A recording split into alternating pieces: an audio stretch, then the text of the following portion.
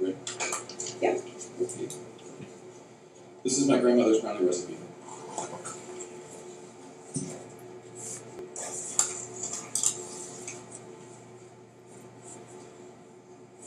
When I'm deciding whether to make this recipe, I always have one question I have to answer first, is whether I use lard or I use vegetable shortening. My grandmother grew up in rural Maine, and you always have to decide before you start the recipe which one you're going to use.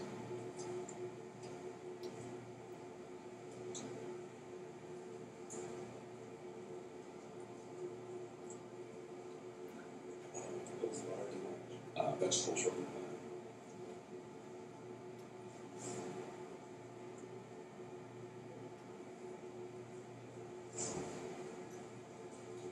Preheat your oven to 325 degrees.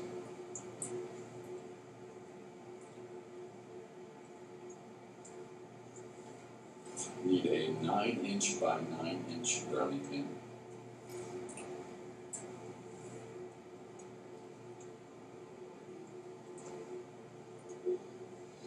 Lightly grease the brownie pan with either your lard or your shortening. A little bit of flour, shake the flour around. You want to dust the inside of the brownie pan. You dump out the old flour that you don't need to put the brownie pan down.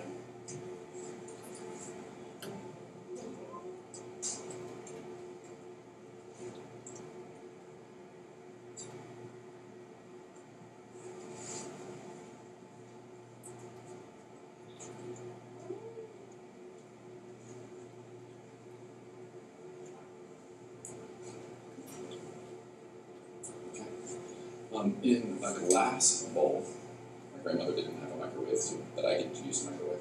In a glass bowl, I take 2 ounces of unsweetened chocolate and 1/4 cup of either lard or vegetable shortening. Put them together in a bowl and nuke them in the microwave until it's all melted.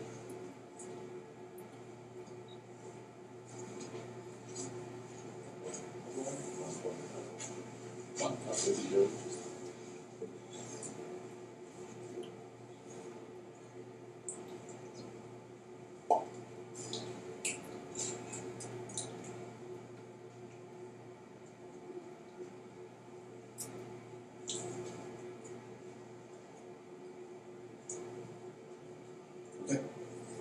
In a standing mixing bowl, a standing mixer is the one with the top. It's like the big standing mixer, the shelf mixer.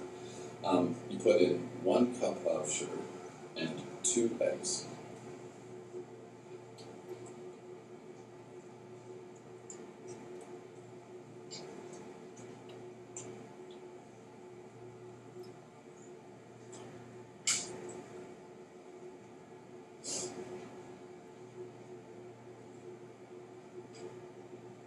You mix everything together until you get this nice, wonderful, sort of yellowy, viscous, sugary mix. To that, you will add your melted chocolate and lard.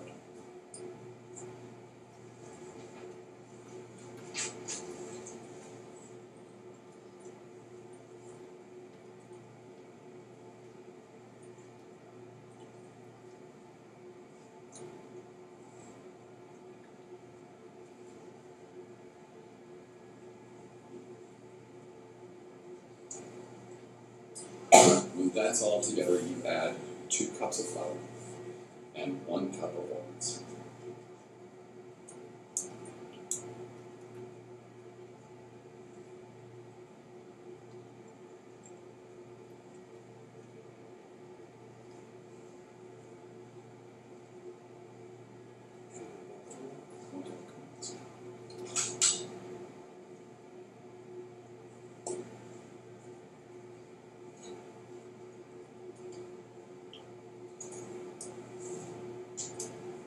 Pour all of that into the large pot of boiling water you have when you were making your bagels.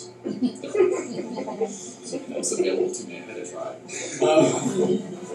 You take that, you pour it into your already prepared brownie pan.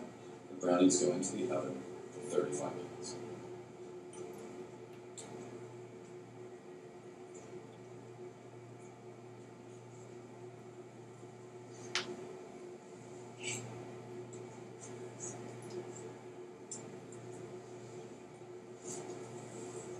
After 35 minutes, you take a toothpick or a matchstick or even a knife, and you put it in the middle of the brownie pan. If the knife comes out just a little bit, you want it a little bit tacky, you don't want it liquidy, but just a little bit tacky there from the knife, then your brownies are going to be good.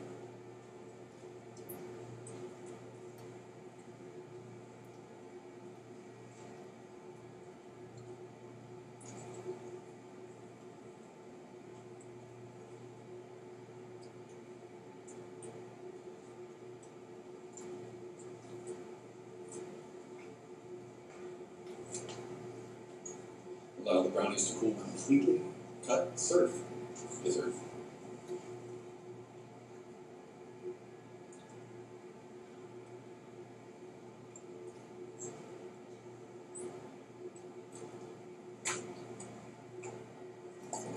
And we'll let you do another one because this was only about 5 minutes, so a little bit more. So it could be a surprise. I'm surprised. We could do Alton Brown's chocolate chip cookie recipe. Yeah, absolutely. Hold on, let me remember Alton Brown's chocolate chip cookie recipe. Alright, well, let's just do this then, because I don't remember it entirely. So this will be fun. This will be entirely out of order and I have to backtrack. Is that cool? It's great. Absolutely. Absolutely. Fabulous. So Alton Brown's chocolate chip cookie recipe number 10, he calls it, is as follows. Melt 2 sticks of butter.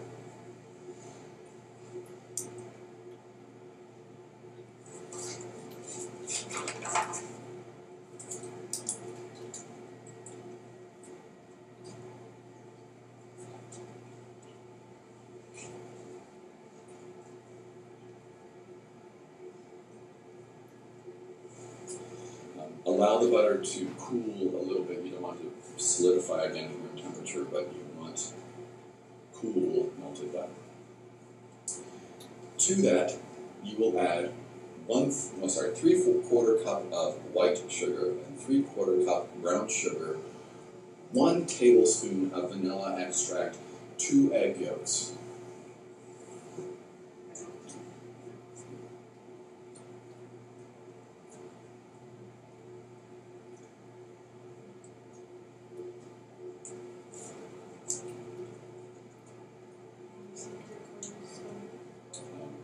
Three-quarter cup white sugar, 3/4 cup brown sugar, 1 teaspoon of, I think I said 1 teaspoon.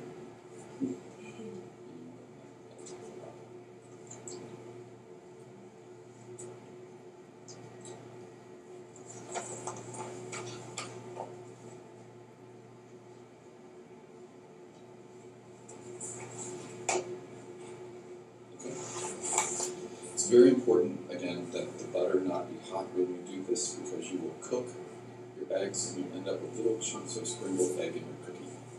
That's bad.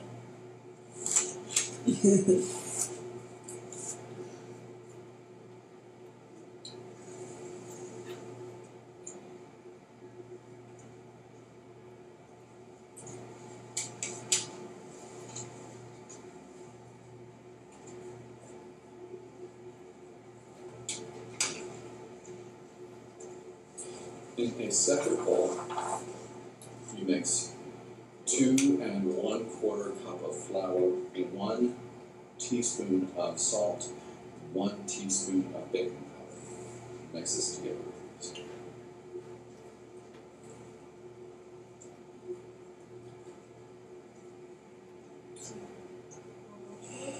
2 1/4 cup.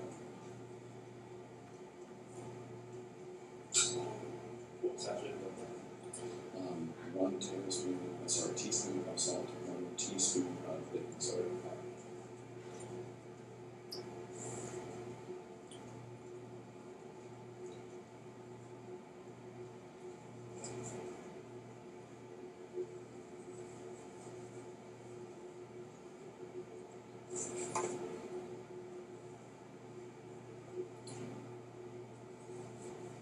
Great. This is very important with this recipe. You always add the liquid into the dry.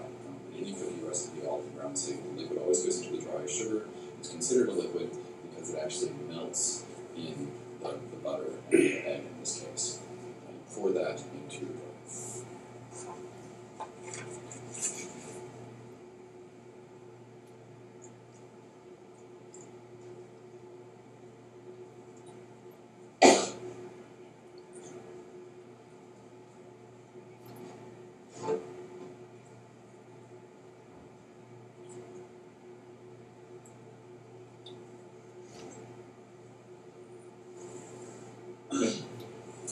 Add to that mixture 2 cups of chocolate chips. GRWs preferred.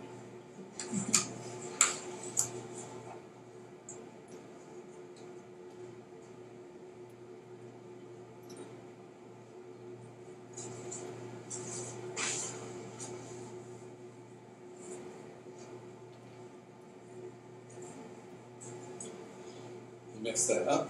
You take your favorite sort of soup spoon, that's a good size for these cookies, and you just scoop out one at a time onto a parchment paper lined cookie sheet. That will go into a 375-degree oven for 15 minutes.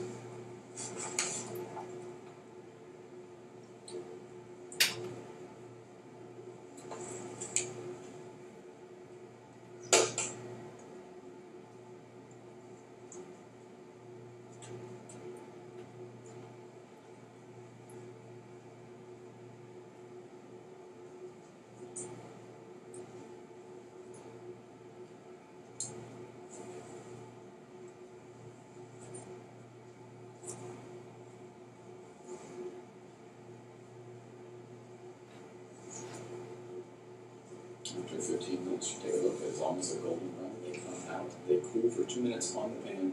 Remove them from the pan, let them cool completely on a wire rack. Serve with milk.